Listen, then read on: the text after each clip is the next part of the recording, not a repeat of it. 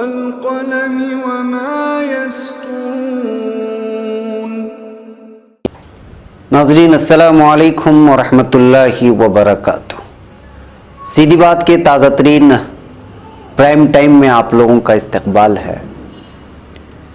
नाज़रीन, आज मैं जिस मौजू पर गुफ्तगू करने जा रहा हूँ वो मौजू तलाक़े सलासा के रास्ते से हिंदुस्तान को हिंदू राष्ट्र बनाने की जानिब एक कोशिश क्या हो रही है।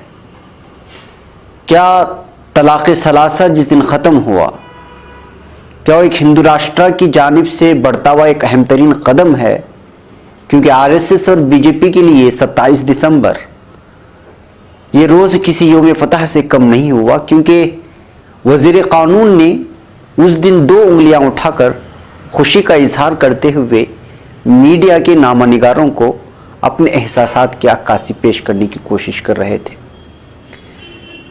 इस ताल्लुक से नीलाभ मिश्रा और ज़फ़र आगा साहब ने एक अहम तरीन रिपोर्ट पेश की है, जिसमें इस चीज़ों को पेश करने की कोशिश की गई है कि क्या हिंदू राष्ट्र हिंदुस्तान में बन पाएगा।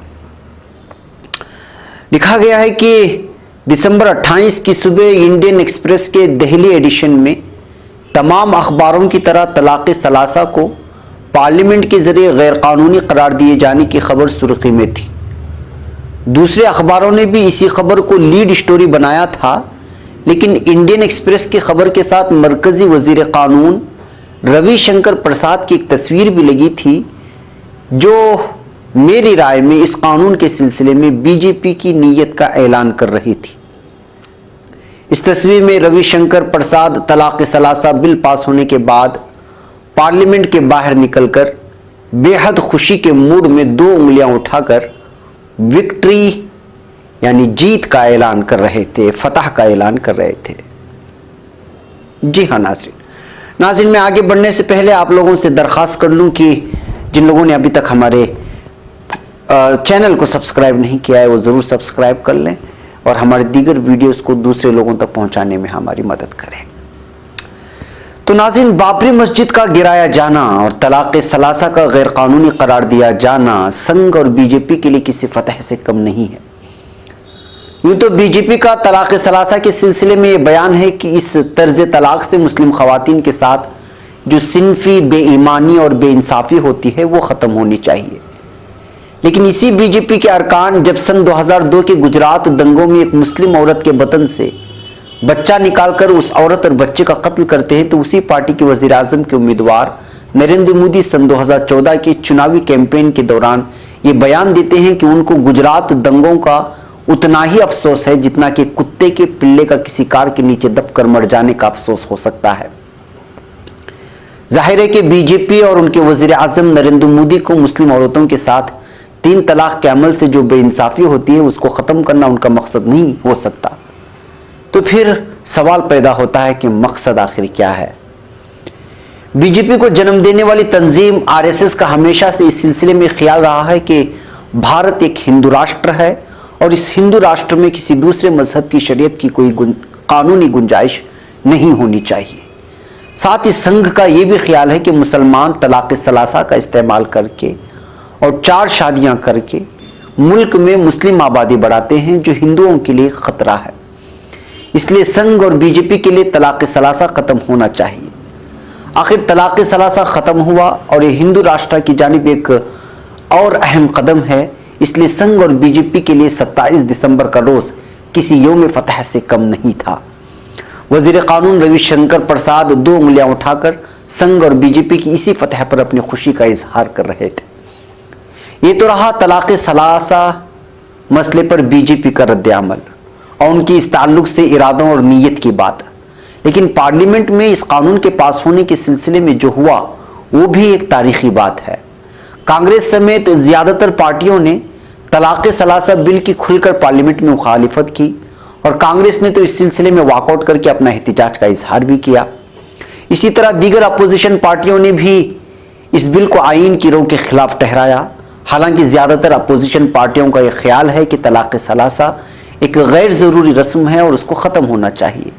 लेकिन अपोजिशन पार्टियों को बुनियादी तौर पर इस बात पर एतराज था कि एक सिविल मामले को जिस तरह क्रिमिनल मामला बताया जा रहा है वो कतई गलत है, यानी कि तलाक को जुर्म करार दिया गया और आईन की रूह से सरासर गलत है।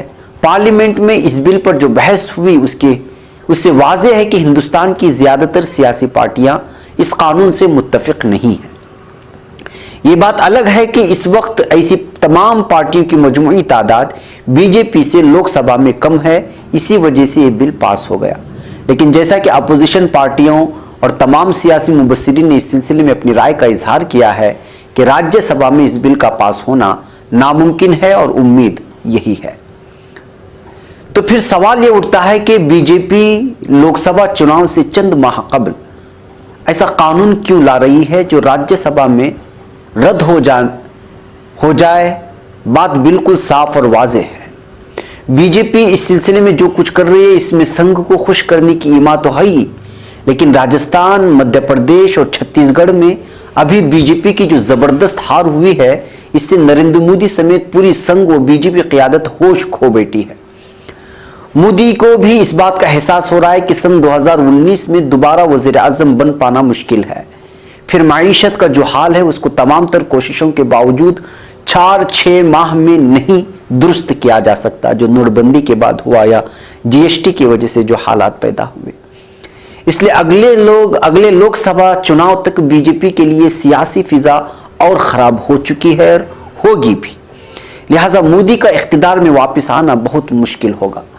इसी पस मंजर में संघ और बीजेपी दोनों को ये लग रहा है कि उनके पास हिंदू कार्ड के सिवा अभी और कुछ भी नहीं बचा है। इसलिए पार्लियामेंट में तलाक सलासा कानून पास कर या राम मंदिर जैसे इशू उठाकर किसी तरह मुल्क में हिंदू वोट बैंक बनाकर अगला चुनाव जीतना ही उनका मकसद बन गया है। यही वजह है कि चुनाव से चंद माह कबल तलाक सलासा मामले को सुप्रीम कोर्ट के जरिए गैर कानूनी करार दिए जाने के बाद भी बीजेपी ने पार्लियामेंट में कानून पास करवाया। इससे अब यह तय है कि बीजेपी अगला लोकसभा चुनाव खुलकर हिंदुत्व एजेंडे पर ही लड़ेगी, क्योंकि मोदी और उनके साथियों के पास इसके अलावा कोई चारा नहीं है। लेकिन इस कानून के पास होने के सिलसिले में पार्लियामेंट में जो कुछ हुआ इससे वाज़ेह है कि इस मुल्क की मुस्लिम अक़लियत अकेली नहीं है।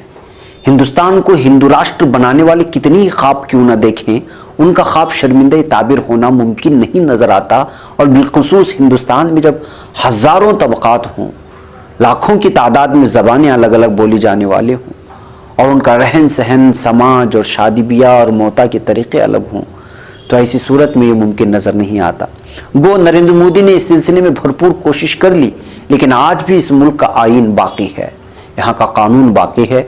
अब ये भी तय है कि अगली हुकूमत अगर बीजेपी भी बनाती है तो वो कमज़ोर हुकूमत होगी जो अपने हलीफों की रहमो करम पर मुनहसर होगी, यानी उनको जो लोग साथ देंगे।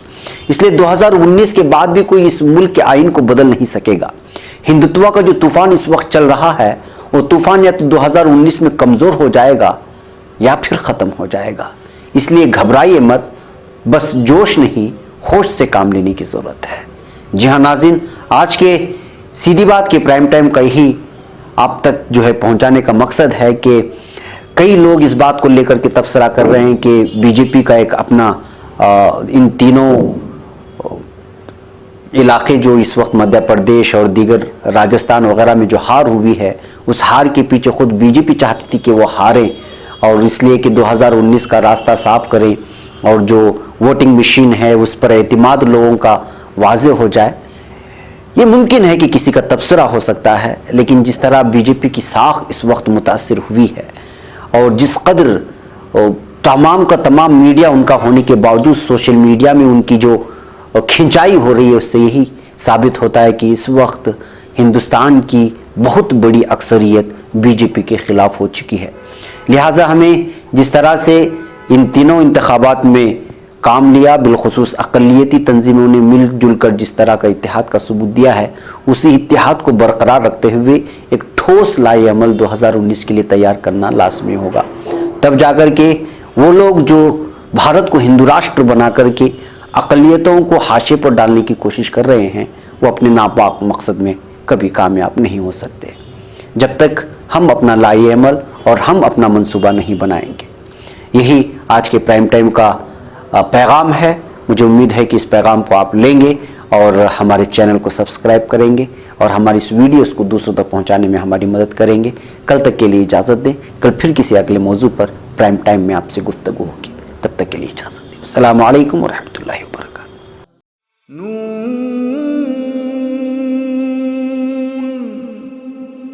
वल क़लम वमा यस्तुरून।